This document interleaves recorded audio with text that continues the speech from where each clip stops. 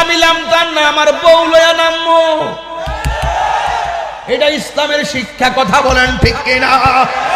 নবীর বিরুদ্ধে গালি দিল, শুধুমাত্র পুরুষ নামে নাই, নুসেবা নামছে, সুমাইয়া নামছে। হাত তুলে বলেন ঠিক কিনা? বলা